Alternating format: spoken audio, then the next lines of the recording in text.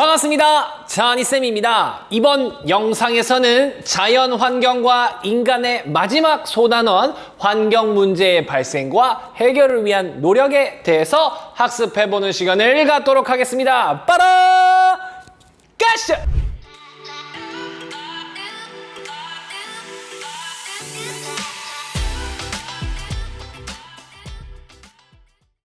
자, 우리가 앞에서 자연 환경에 대해서 자세하게 배웠었습니다. 기후와 지형 이런 것들을 배웠는데요. 우리가 그 자연을 어떻게 이용하느냐에 따라서 아름답게 계속 보존을 할 수도 있는 것이고 아니면 이것이 파괴되기도 하고 이런 현상이 일어나는데 그런 과정에서 환경 문제가 발생했다고 합니다. 그 환경 문제에는 어떤 것들이 있고 또 그거를 해결하기 위해서 어떻게 노력해야 하는지를 살펴보도록 하겠습니다. 자, 먼저 다양한 환경 문제가 생겼대요. 왜 그런지 보겠습니다. 산업화하고 과학기술이 발달을 했습니다. 그러면서 인간 삶이 훨씬 살기 좋게 변했죠. 그러다 보니까 인간이 급속도로, 그러니까 인구가 급속도로 증가하게 됩니다. 그 급속도로 증가한 인간들을 위해서 많은 자원과 많은 물건들을 대량 생산하고 많은 소비를 하게 된 거죠.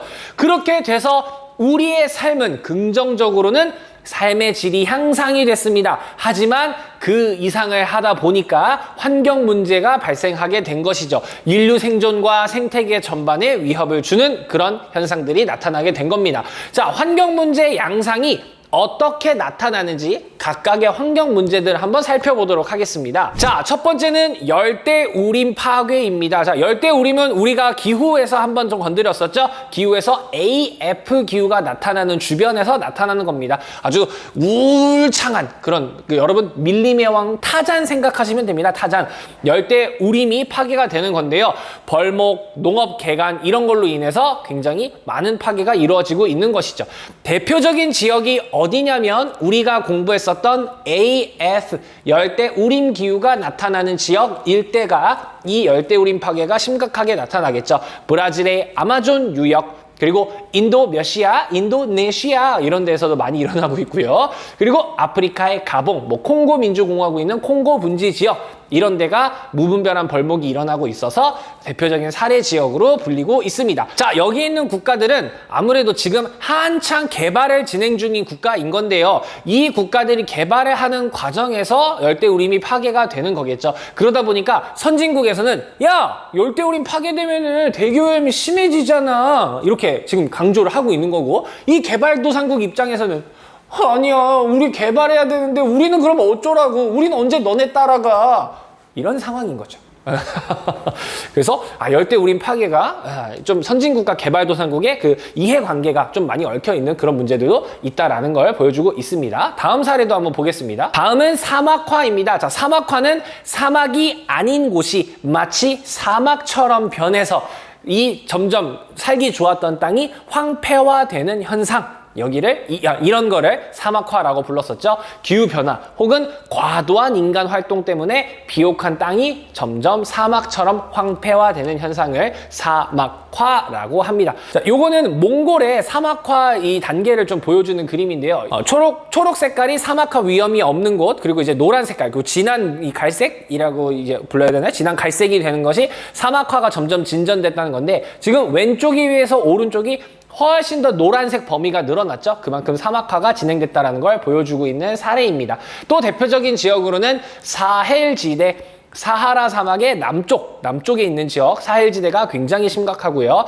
방금 여기 옆에서 보신 몽골의 사례, 몽골도 굉장히 심각한 사례이고 그리고 우즈베키스탄에 있는 아랄해 역시 굉장히 심각한 사막화 지역입니다. 아랄해는 아라레로 흘러가는 강이 두 개가 있습니다. 그 두 개의 강이 있는데 이 우즈베키스탄 나라가 이 중간에 그 강물을 관계 농업에서 너무 많이 쓰다 보니까 아랄해로 유입되는 강물이 없어졌고 그러다 보니까 사막화 현상이 심각하게 나타났다고 합니다.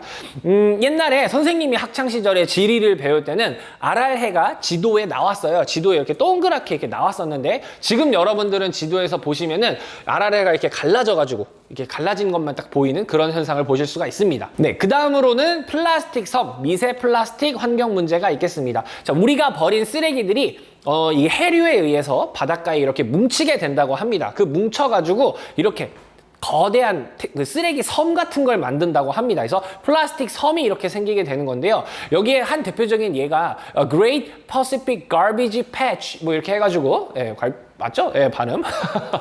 한반도 면적의 8배에 달하는 태평양의 거대한 쓰레기 섬이라고 합니다. 그래서 환경단체에서 막 이런 데를 막 국가로 승인받으려고 막 해가지고 환경보호운동하고 막 그랬거든요. 요게 좀 기출에도 등장하기도 했었습니다. 네, 그래서 쓰레기 섬 문제가 좀 심각하다라는 게 또 환경 문제 중에 하나로 대두되고 있는 거죠. 네, 그 다음 환경 문제는 미세먼지를 들 수 있겠죠. 아무래도 그 자동차에서 나오는 배기가스, 아니면 여러 산업시설에서 나오는 그런 배기가스들 등에 의해서 대기 중에 아주 미세한 먼지들, 그런 것들이 있어서 우리 호흡기에 많은 문제를 주고 있죠. 뭐 대표적인 지역이 한중일 있는, 특히 뭐 어디라고는 말을 못해요, 그죠?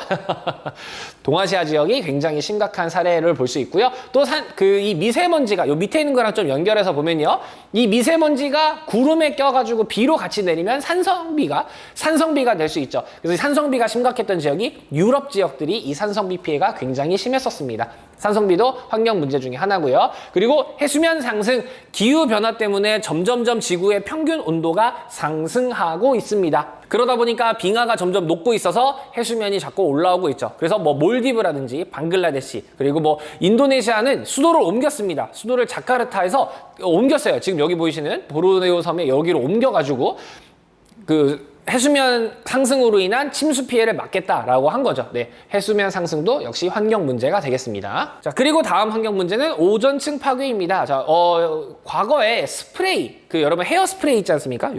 이렇게 하는 거. 우리 학교 학생들을 보니까 앞머리가 안 움직이더라고요. 선생님 막 고개를 끄덕이고 뭐 막 이렇게 했는데도 앞머리가 움직이질 않아요.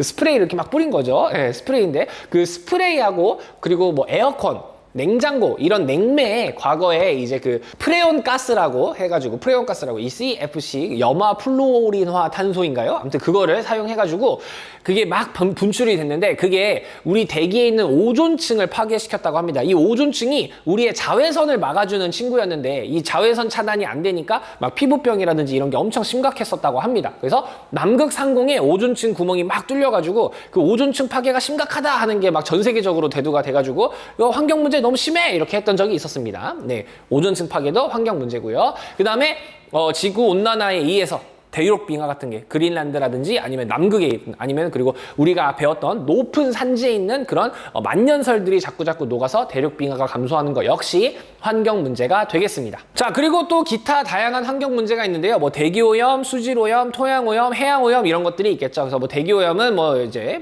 유해 물질이 대기 중에 방출돼서 나타나는 현상일 거고요. 수질 오염 역시 뭐 유해 물질이 바닷가나 강가로 이제 흘러 들어가 가지고 오염이 되는 거고, 토양 오염 역시 폐기물 같은 것들, 아니 농약 이런 것들이 토양에 흡수돼 가지고 생태계에 부정적인 영향을 미치는 거. 해양 오염 역시 비슷한 사례가 되겠죠. 그래서 대표 지역은 뭐 뉴델리, 아니면 뭐 겐지스강, 미시시피강, 뭐 체르노빌, 뭐 그리고 멕시코만 연한 태평양 플라스틱 오염 지역, 이런 것들이 있다. 이렇게 한번 묶어서 한번 읽어보시고 정리를 하시면 될 것 같습니다. 자, 그리고 요즘 또 많이 나오는 게 있죠. 의류 폐기물.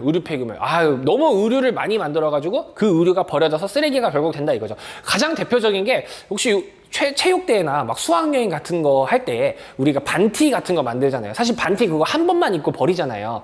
네, 물론 저는 잠옷으로 입는데요 하면 아주 훌륭하신 거고요. 근데 보통 잠옷으로 입긴 힘들잖아요. 선생님이 옛날에 저희 반 애들이 손오공 옷을 하자고 해가지고 손오공 막 하고, 옆반은 막 마리오 막 이런 거 하더라고요. 슈퍼마리오 멜빵 바지 파란 색깔 해가지고 막 빨간 모자 쓰고 막 그러더라고요.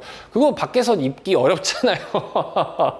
주황색 그거 손오공 입고 돌아다닐 수는 없잖아요. 근데 그거 잠옷으로도 입을 수 없잖아요. 뭐 초사이언 될 것도 아니고. 그러니까 의류 대표적인 게 뭐 반티 뭐 이런 게 대표적이라고 합니다. 난 반티를 그냥 면티로 맞추면 참 좋을 것 같은데, 면티가 참 비싸죠, 그죠? 예. 아무튼 그런 현상이고요.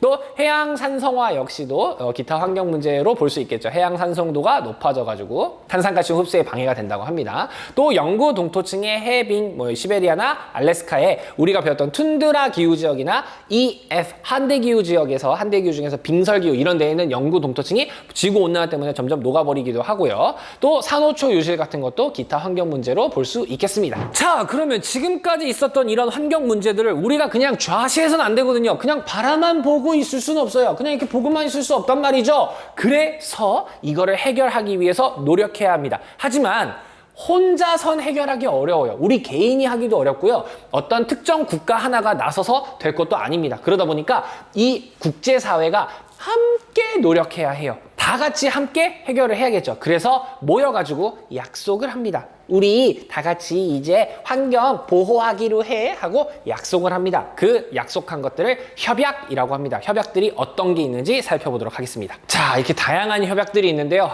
참 많습니다. 많은데 중요합니다. 정말 중요합니다. 네. 이 협약은요, 지금 저와 하고 있는 이 자연환경 파트에서 나올 수도 있고요. 그리고 통합사회 2, 마지막 미래사회와 거기 단원이 있거든요. 미래사회, 정확히 단원 이름이 기억이 안 나는데, 거기에 마지막 파트도 역시 환경이어서 또 협약이 나옵니다. 그러니까 두 군데의 협약이 다 등장하는 거기 때문에 통합사회 전체로 봤을 때는 협약이 굉장히 중요하게 다뤄지고 있는 거죠. 어떤 협약들이 있는지 한번 살펴보도록 하겠습니다. 자, 람사르 협약입니다. 람사르 협약은 습지 보호와 지속 가능한 이용을 통해서 우리가 하고 있는 여러분 들어보셨나요? 그 철새 도래지를 보호하고 하는 협약입니다. 그래서 람사르 협약인데요. 가장 중요한 습지를 보호하자 하고 만든 협약입니다. 습지 보호. 자, 이 람사르라는 곳은요, 이란에 있는 도시예요. 이란에 있는 도시고요. 그 이란의 유명한 도시는 이제 수도 테헤란이 있을 텐데, 서울에 가면은 테헤란로라는 게 있습니다. 테헤란로. 이란에 가면 서울로라는 게 있고요. 아무튼 이란에 있는 람사르라는 도시에서 습지를 보호하자 하고 협약을 맺었고요. 우리나라도 가입이 되어 있습니다. 여러분, 습지의 대표적인 게 우리나라의 갯벌이에요. 갯벌. 그래서 이것도 가입이 돼 있고요. 그다음 런던 협약입니다. 런던 협약은 해양 폐기물을 좀 버리지 맙시다. 바닷가에다가 폐기물 너무 많이 버리지 맙시다 라고 하는 협약이 되겠습니다. 요거는 제가 학생들한테 어떻게 기억하라고 하냐면, 런던이 섬나라잖아요. 런던이 섬나라니까 바다와 관련된 거는 런던 협약이야. 해양 폐기물 런던이야. 뭐 이렇게 좀 학습을 시키고 있거든요. 여러분도 혹시 암기하실 때 도움이 됐으면 좋겠네요. 런던은 섬, 영국 섬나라. 그래서 런던 협약은 해양 폐기물 이렇게 하면 되겠죠. 런던은 영국의 수도죠. 영국의 수도이고요. 런던은. 네. 혹시나 도시를 좀 체크해야 될 수도 있으니까 좀 참고하시면 좋을 것 같습니다. 그 다음은 몬트리올 의정서입니다. 아까 말씀드렸던 오존층을 파괴하는 프레온 가스, 염화 플루오리나 탄소를 쓰지 맙시다 한 겁니다. 그래서 요즘 스프레이에는 이게 안 들어갑니다.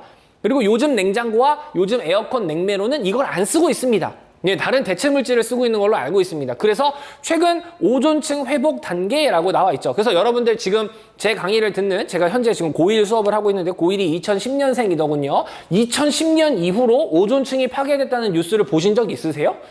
사실 이제 거의 없습니다. 오존층 거의 회복됐어요. 참 다행인 거죠. 정말 영향력 있게 이 의정서, 이 협약을 하고 나서 오존층 파괴가 좀 줄어들었다는 거, 굉장히 긍정적인 현상으로 볼 수 있겠죠. 요 몬트리올이란 도시는 캐나다에 있습니다.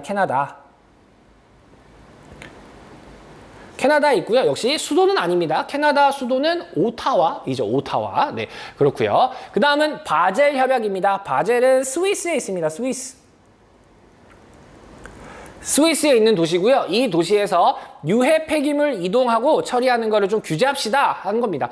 이 유해 폐기물을 저도 학생들한테 어떻게 가르치면 좋을까 했을 때, 그 가장 대표적인 게, 여러분 스마트폰 생각하면 돼요. 여러분 오래된 스마트폰 새 걸로 바꿨어요. 그럼 이전 스마트폰 어떻게 해요? 중고로 팔았는데요. 뭐 이렇게 하면 할 말이 없고요. 중고 말고 버려야 되잖아요. 안 쓰게 되면 결국 버려야 되는데, 이거 어떻게 버릴 거예요? 이거 버리려면 원래는 안에 있는 기판에 있는 구리는 구리대로, 전부 다 그 유해한 성분들은 따로 이렇게 분출해가지고 해야 되는 걸로 알고 있거든요. 이건 전자 폐기물 같은 거 함부로 버리면 안 되거든요. 유해 폐기물이 대표적으로 전자 폐기물 같은 게 있습니다. 그래서 그런 것들을 버리는 것의 이동과 처리 규제를 제대로 합시다 하는 게 이 바젤 협약이 되겠습니다. 네, 그 다음은 리우 선언인데요. 브라질 리우데자네이루에서 국제연합 환경개발회의라는 곳에서 한 건데요. 환경과 개발에 대한 선언, 지속 가능한 발전 합시다 하고 선언한 겁니다. 리우데자네이루, 브라질에 있는, 여기 써있네요. 브라질 리우데자네이루에서 선언을 한 거고요. 그 다음은 생물 다양성 협약. 우리 생물의 이 다양성을 계속해서 보존해야 해 하고 만든 협약입니다. 그래서 여러분들, 우리가 멸종 위기종이나 아니면 우리가 먹고 있는 음식들이 있잖아요. 그런 것들의 씨앗을 보관하는 창고가 따로 있습니다, 여러분. 우리 인류가 혹시나 멸망하거나 아니면 추후에 이 작물들이 멸종하게 되면은 이걸 다시 먹어야 될 거 아니에요. 그래서 항상 그 씨앗들을 보관하는 따로 그런 창고들이 있어요. 막 그런 것도 하고 하는 거죠. 생물 다양성을 계속해서 보존합시다 하는 협약이고요. 사막화 방지 협약 1994년에 한 거고요. 말 그대로 사막화를 이제 그만 막아봅시다 하고 만든 협약입니다. 요건 어디서 있냐면요. 프랑스 파리에서 사막화 방지 협약을 체결을 했습니다. 그래서 사막화 방지를 막자. 우리나라도 가입되어 있습니다, 여러분. 우리나라도 사막화 막는 거 도와주려고 전 세계적 협의를 해야 되니까요. 그래서 하고 있고요. 교토의정서는 1997년에 교토는 일본에 있는 도시죠. 1997년에 온실가스, 이 기후변화가 너무 심각하니까 우리 온실가스 줄여봅시다 하고 같이 모여가지고 일본에서 협약을 맺었습니다. 누가 했냐면, 중요합니다. 이건 좀 체크해주세요. 누가 했냐면 선진국들이 모여서 했습니다. 야, 미국! 일로 와봐. 야, 너 영국! 일로 와봐. 독일! 일로 와봐. 이 산업화의 주범들, 우리 선진국들이 우리가 모범을 보여야 돼. 우리가 한번 온실가스를 감축해보자. 그래! 해보자! 화이팅! 한 거예요. 오케이. 교토의정서 빰빰빰 한 거죠. 그런데 어떤 나라가 미친 듯이 배기가스를 막 배출해요. 그 나라는 중국이라고 합니다. 그 나라는 인도라고 합니다. 그 나라는 브라질이라고 합니다. 인구는 어마어마하게 많고 어마어마하게 산업화가 진행되는 나라인 거죠. 그래서 야야야 니네 뭐해? 야야야 온실가스 많이 하면 안 되는 거 몰라? 교토의정서 체결했잖아. 야 엄청 환경 문제가 심각한데 아직도 그렇게 배기가스를 막 배출하면 어떡해? 했는데 그 나라들은 우린 가입 안 했는데? 우린 가입 안 했어. 왜요? 선진국만 가입했거든요. 이 교토의정서의 가장 큰 한계가 선진국만 가입했다는 겁니다. 그러니 가장 미스한 거죠. 인구가 가장 많은 나라 인도와 중국, 여기를 빼먹어버린 거야. 여기서 어마어마하게 석탄이랑 이런 걸 떼도 제재할 방법이 없네. 왜냐면 얘는 가입 안 했을까요? 가입을 안 했으니까요. 어떻게. 그래서 2015년에 새로 모였습니다. 어디서? 파리에서.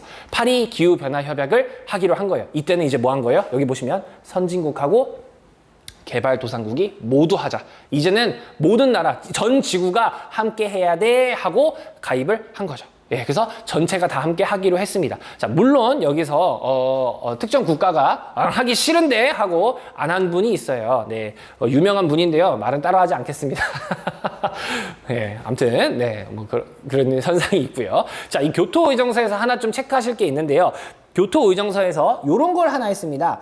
온실가스 배출권 거래제.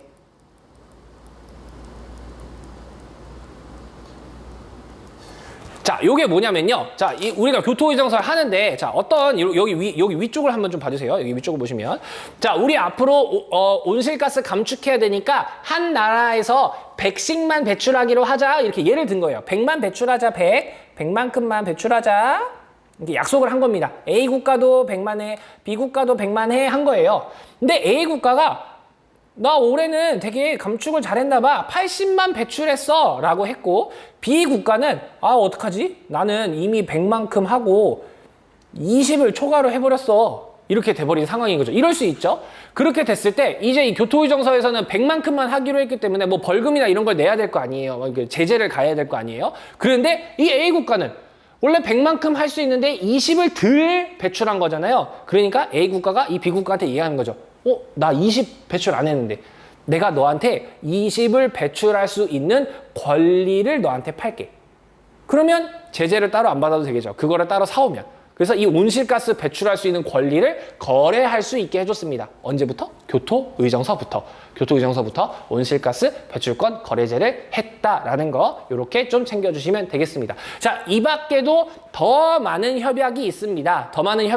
뭐 제네바 협약도 있습니다. 제네바 협약은 스위스 제네바에서 한 협약인데요. 뭐 대기오염, 산성비의 물질, 대기오염 물질들을 이동을 규제합시다 하는 제네바 협약도 있고 스톡홀름 협약이라고도 있습니다. 스톡홀름 협약은 DDT 같은 다이옥신 이런 그 화학 비료, 뭐 안 좋은 성분들 이런 것들을 쓰지 맙시다 하는 그런 협약들도 있습니다. 그렇지만 교과서에서 소개하고 있는 다양한 협약들 중에서 중요한 것들만 좀 갖고 온 거니까요. 이 정도는 꼭 기억해 주시고 각 학교에 아마 내신 선생님들이 더 강조해 주신 협약이 있다면 그거까지 체크를 해주시면 좋을 것 같습니다. 자, 방금까지는 국제협약, 모든 국가들이 함께 나서는 걸 봤다면 이번에는 각 나라의 정부가 어떤 걸 할 수 있는지를 볼 수 있는 거죠. 뭐 환경 관련 법률 같은 거 만들 수도 있을 거고, 정책 수립 같은 것도 할 수 있을 거고, 관련 교육 같은 것도 할 수 있겠네요. 대표적인 정책 같은 게 이렇게 나와 있는데요. 환경 영향 평가라는 게 있습니다. 뭐 예를 들어서 여러분들이 좋아하는 뭐 워터파크, 아니면 놀이공원, 아니면 뭐 새로운 문화시설 같은 걸 만들려고 해요. 대규모 개발 사업이죠. 그런 거 할 때, 이거 했는데 주변에 환경 오염시키는 거 아니야? 이거 했는데 뭐 산 많이 막 나무 같은 거 많이 베는 거 아니야? 이런 걸 다 평가할 거 아니에요. 그런 걸 미리미리 쫙쫙쫙쫙 평가하는 게 환경 영향 평가입니다. 여기서 기준이 미달되면은 하지 마! 이렇게 하는 거죠.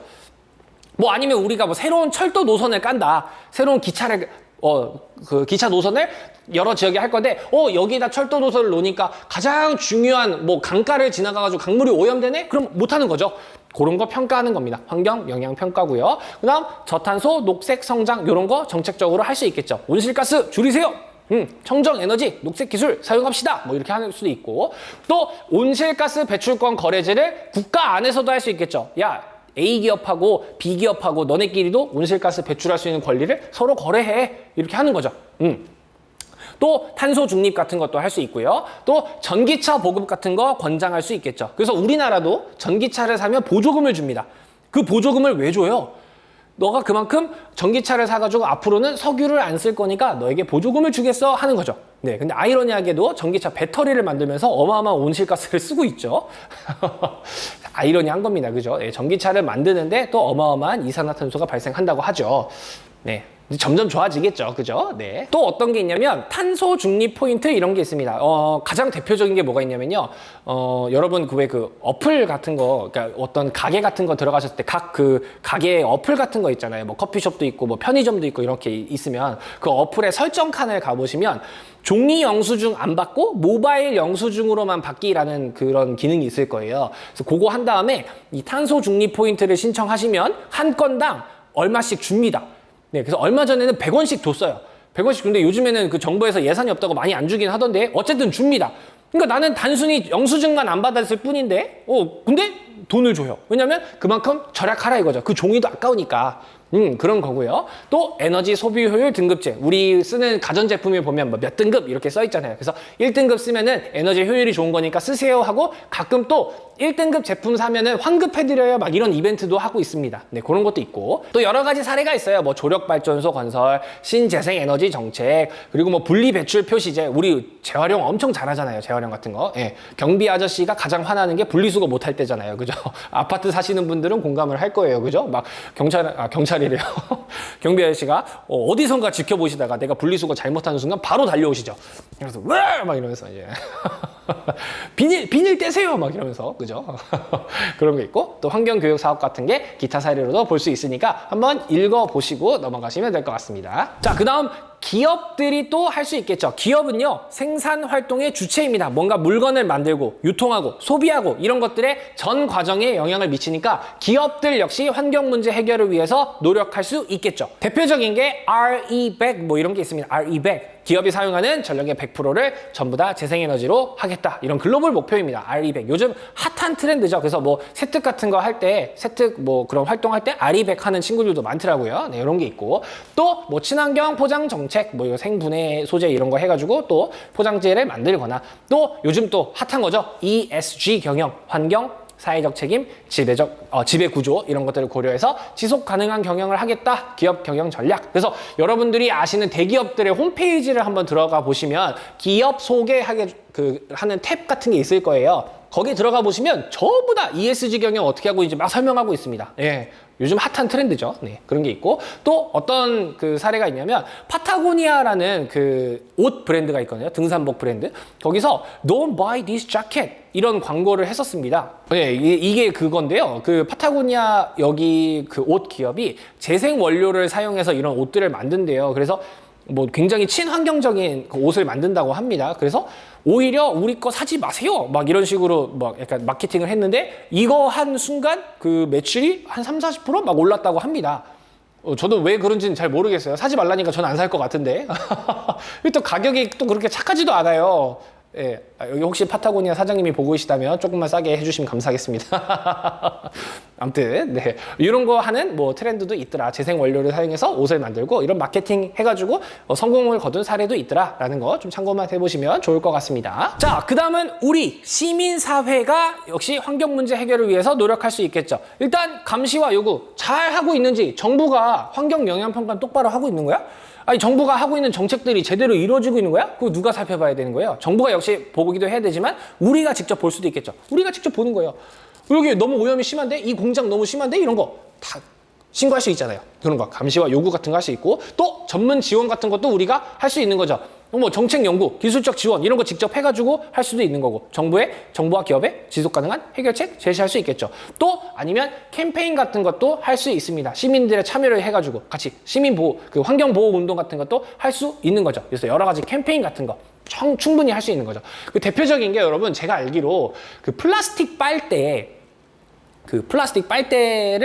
없앤 게 아마 그 시민단체 국제 비정부 기구의 운동인가? 아무튼 그걸로 알고 있는데, 아무튼 그런 운동 같은 걸 통해서, 캠페인 같은 걸 통해서도 우리는 환경 문제 해결을 위해서 노력을 할 수 있는 거죠. 자, 그럼 우리는 이런 환경 보호와 자연을 생각하는 생태 시민이 돼야 합니다. 우리 생태 시민으로서의 여러 가지 실천을 해야겠죠. 생태 전환적 사고를 갖고 있어야 됩니다. 자, 여러분, 인간 중심적 사고, 생태주의 중심주의적 사고, 우리 그 소단원에서 배우지 않습니까? 그래서 이제 인간 중심에서 벗어나서 인간과 자연의 공존을 생각해야 한다 이거죠. 반성적 사고도 갖고 있어야 되고, 그래서 우리는 생태 시민이 돼야 합니다.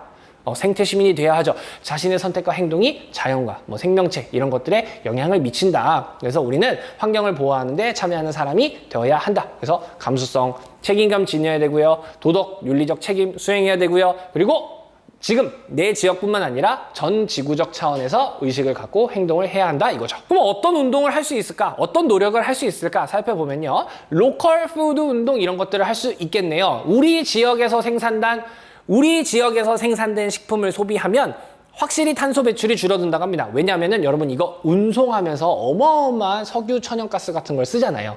네, 탄소 배출이 나오니까. 그래서 우리 지역에서 나온 것만 먹겠다. 로컬 푸드 운동 이런 것도 할 수 있을 거고요. 우리 청소년들이 기후 소송 같은 것도 할 수 있겠네요. 실제로 여러 사례가 있죠.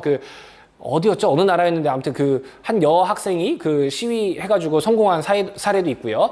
그다음 플로깅, 줍깅, 조깅하면서 쓰레기 줍는 거, 이게 이렇게 한 트렌드로 돼가지고 이게 막 달리면서 쓰레기 보이면 죽게 줍고 하는 거죠. 얼마나 좋습니까? 그래서 줍깅, 귀엽네요. 줍깅. 그런 게 할 수도 있을 거고, 그다음 제로 웨이스트, 쓰레기를 최소화합시다 하는 걸 할 수도 있을 거고, OR 운동, refuse, reduce, reuse, repurpose, recycle 뭐 이런 걸 실천해서 자원 낭비를 줄이자 하는 운동도 할 수 있겠죠. 자, 여기는요 교과서에 등장하는 것도 있고 안 하는 것도 있는데요, 여러분들이 좀 알면 좋을 것 같은 개념들을 좀 정리해 봤어요. 좀 한번 살펴보시면 좋을 것 같아요. 인류세라는 게 있는데요, 인류세가 뭐냐면 이게 무슨 세금이 아니고요, 우리가 시대를 구분할 때 여러분, 주라기, 뭐 백악기, 뭐 이런 말 하는 거 들어보신 적 있죠? 주라기. 근데 그 주라기 안에 여러 가지 그렇게 또 세부 구분이 나오는데 그거를 세라고 합니다. 뭐 플라이스토세 뭐 이렇게 하는데, 지금 우리가 살고 있는 시대도 먼 훗날 지나면은 우리가 살고 있던 시대를 뭐 땡땡기, 땡땡세 이렇게 이름을 붙일 거 아니에요? 그럴 때 우리가 살았던 시대를 인류세라고 부를 거래요. 인류세. 그래서 우리가 살았던 시대에 대표적인 그 물질이, 보통 공룡 시대는 뭐 화석이 나올 거고 그렇잖아요. 근데 우리 시대에는 플라스틱이 나올 거래요. 플라스틱. 그게 나올 거라고 합니다. 그래서 국제층서위원회 같은 데 지금 등재하려고 노력을 하고 있다고 합니다. 요즘 좀 많이 나오는 키워드니까 알아두시면 좋을 것 같고요. 녹색 소비도 한번 읽어보시면 좋을 것 같고, IPCC 요건 또 참고해보시면 좋을 것 같은데요. 우리가 기후변화, 지구온난화가 인간 때문이다라는 걸 국제적으로 정한 기구가 여기입니다. 최초에는요, 지구온난화가 우리 인간 때문이 아니라고 했어요. 왜 그러냐면 여러분 아시다시피 빙하기, 간빙기, 지구는 인간이 없었을 때도 아이스 에이지, 빙하기와 간빙기를 계속 이렇게 겪었거든요.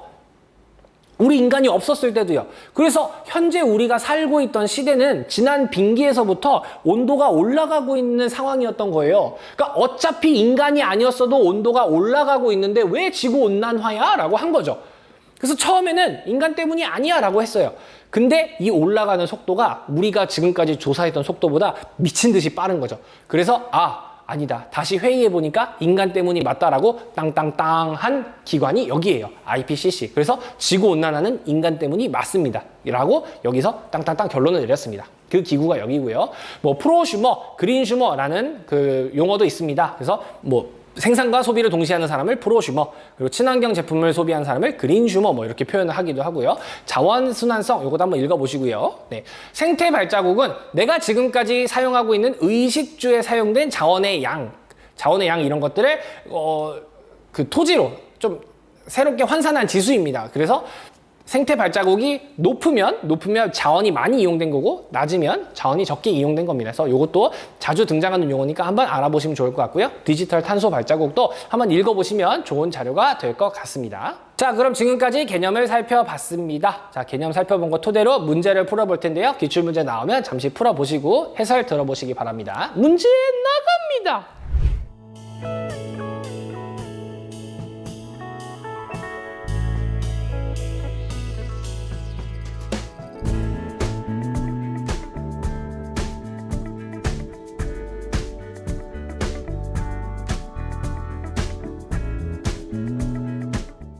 자, 문제 살펴보도록 하겠습니다. 2022년 수능 세계지리 문제인데요. 기후협약이 문제가 나온다면 이런 식으로 등장할 수 있겠네요. 다음은 환경 다큐멘터리 대본의 일부래요. 가나에 해당하는 용어로 옳은 것은 하고 나타났네요. 자, 환경 문제는 전 지구적 규모로 나타나고 있는데 그 대표적인 사례로는 지구온난화가 있습니다. 이렇게 나왔네요. 국제사회는 지구온난화의 원인이 되는 온실가스를 감축하기 위해 함께 노력하고 있습니다. 이 노력의 일환으로 90년대에는 국제연합 기후변화 협약을 채택하였고 온실가스 배출권 거래제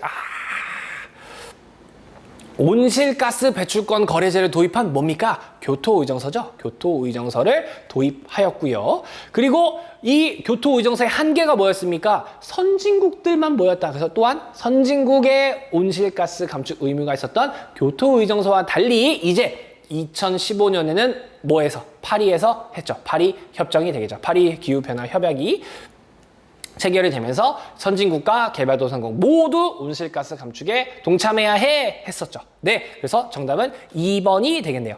자, 우리 나온 선지들 다시 한번 정리해 보면요. 몬트리올 의정서는 우리 오존층 파괴를 막자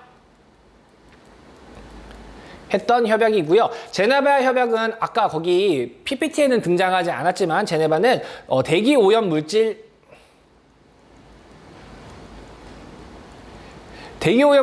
이동에 대한 규제를 만든 협약이고요. 람사르 협약 나와 있네요. 람사르 협약은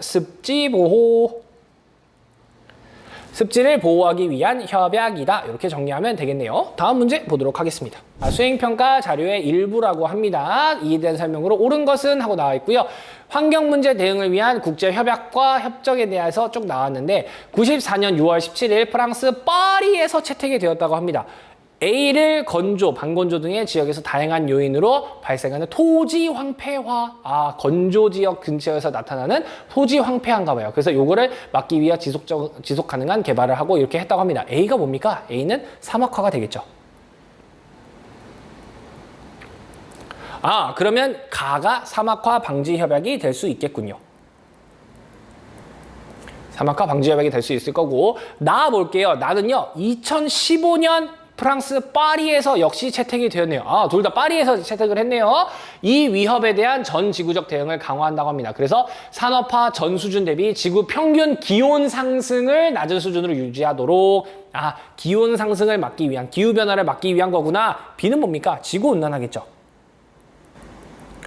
네, 혹은 기후변화도 들어갈 수 있을 것 같습니다. 한번 두 개 다 좋죠. 나는 그러면 파리 협정이 되겠죠. 파리 기후변화 협약, 파리 협정이 되겠습니다. 가는 사막화 방지 협약이라고 합니다. 맞네요. 맞는 선지고요. 나는 유해 폐기물의 국가 간 이동을 처음으로, 유해 폐기물 막는 건 바젤 협약이죠.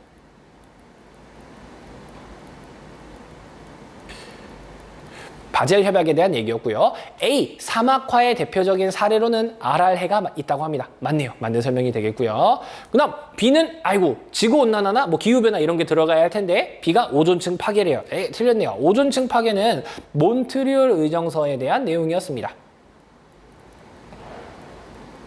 그래서 기억, 디귿, 2번을 골라주면 되겠군요. 네, 문제가 나오면 이렇게 나올 수 있겠네요. 다음 문제 풀어보도록 하겠습니다. 자, 이 문제인데요. 아까 우리가 봤었던 그 청소년 그 기후 소송 뭐 이런 거 했던 거, 이 스웨덴의 27세 소녀 얘기한 거거든요. 되게 유명한 분이에요. 되게 유명한 분인데 이분이 이렇게 했던 거를 문제로 이렇게 만든 거죠. 역시 수행평가 자료의 일부라고 합니다. 자, 이 네덜란드의 25세 청년은요, 2012년 가 문제 해결을 하려고 이렇게 했대요. 그래서 이렇게 환경 대상 수상자로도 선정되셨나 봐요. 바다 위를 계속 떠다닌대요. 해류의 흐름 때문이요. 가, 나는 각각 기후변화, 해양 쓰레기니까 가는 뭡니까? 해양 쓰레기가 되겠죠. 가는 해양 쓰레기가 될 거고요. 자, 이분은요, 유엔 본부에서 열린 기후행동 정상회의에서 기후변화 하나 남았으니까 기후변화겠죠? 그래서 여기 보시면 탄소 배출 감축에 소극적입니다. 기후변화 문제에 적극적으로 대처하지 않는 것은 아이들의 미래를 훔치는 것입니다. 이렇게 해서 굉장히 유명한 분입니다. 이분. 네. 그래서 문제는 기후변화가 되겠죠. 자, 그럼 볼게요. 가는요, 해양 쓰레기는 해양 생물 오염 및 폐사의 원인이 충분히 될 수 있겠죠. 네, 만든 선지가 되겠고요. 니은은요, 가로 인해서 해양 쓰레기로 인해서 지표에 도달하는 자외선이 증가한대요. 자, 바닷물 위에 있는 쓰레기 때문에 하늘에서 오는 자외선에 영향을 주긴 쉽지 않죠. 이건 뭐에 대한 얘기입니까? 이거는 오존층에 대한 얘기죠. 오존층에 대한 얘기고요. 나로 인해서 기후변화 때문에 기상이변 발생 빈도가 증가했대요. 맞죠? 예, 폭염도 늘어났고요. 태풍도 점점 더 세지고 있고요. 기상이변이 많이 벌어지고 있죠. 맞는 선지네요. 역시 기억 디귿 고르면 되겠군요. 다음, 문제 해결을 하려고요. 기후변화를 해결하려고 바젤 협약을 체결했대요. 바젤 협약은 유해 폐기물이죠. 유해 폐기물을 이동하는 걸 규제하고 이제 많이 버리지 맙시다. 이렇게 하는 협약이었죠. 바젤 협약은 유해 폐기물이니까 틀린 선지가 되겠군요. 그래서 2번 골라주면 되겠습니다. 자, 이 문제는요, 혹시나 그 뒷부분에 통합사회 2에 가면요, 우리가 자원 파트 배우고 이렇게 할 텐데요. 전기차 보급률이 가장 높은 국가가 어디냐 해서 이렇게 나온 문제인데, 이 단원만 만약에 시험 범위에 들어가면 단독으로 이렇게 나오기는 문제가 어렵지만 혹시나 통합사의 전 범위로 이렇게 확장이 된다면 충분히 나올 수 있는 문제니까 한번 어떤 문제 어떻게 풀 수 있는지 한번 보도록 하겠습니다. 전기차 보급률이 가장 높은 국가래요. 가는 세계에서 전기차 보급률이 가장 높대요. 그 이후로는 전기차 구매자에 대한 다양한 혜택, 편리한 충전 인프라 뭐 이런 것들을 쭉 주는데 왜 그런가 봤더니 여기가 빙하가 침식한 U자곡의 바닷물이 들어왔대요. 자, U자곡 요거 뭡니까? 이거 빙하지형. 과거 빙하가 있는 빙하지형들이 나타나는 지역이니까 빙하지형이 나타나는 곳에서 이렇게 할 수 있어. 그래서 수력발전소가 엄청 많은가 봐요. 수력발전소가. 그래서 전기가 엄청 친환경적으로 많이 나오니까 또 전기차 보급을 많이 하고 있나 봅니다. 네, 각각의 국가가 어딘지 한번 살펴볼까요? A는 영국이고요. B는 노르웨이, C는 독일, D는 에스파냐, 네, E는 이탈리아가 되겠습니다. 네, 이렇게 됐을 때 빙하 지형이 나타나는 곳 노르웨이가 되겠죠. 그래서 답은 2번이 되겠습니다. 자, 이 문제는 지금 이 환경 문제 단원 단독으로 나올 수 있는 문제는 아니고요. 혹시나 통합사의 전 범위가 끝난다면 이런 식으로도 문제가 나올 수 있다는 거 한번 참고해 보시면 좋을 것 같습니다. 자, 이렇게 해서 자연환경과 인간의 마지막 소단원 환경 문제의 발생과 해결을 위한 노력까지 살펴보았습니다. 자, 여기까지 오시느라 자연환경과 인간 이 단원을 배우시느라 너무너무 고생 많으셨고요. 사실 이 부분이 그 쾌펜하고 그 지형 파트가 만약에 문제가 어렵게 나온다면 어디까지 어렵게 나올지 모르기 때문에 조금 더 빡세게 공부했던 경향이 있었습니다. 이 단원 공부하시느라 너무너무 고생 많으셨고요. 선생님은 다음 영상으로 또 찾아뵙도록 하겠습니다. 혹시나 모르는 게 있으면 언제든지 댓글 남겨주시기 바랍니다. 영상 보시느라 너무 고생하셨습니다. 그럼 다음 영상에서 만나요. 화이팅!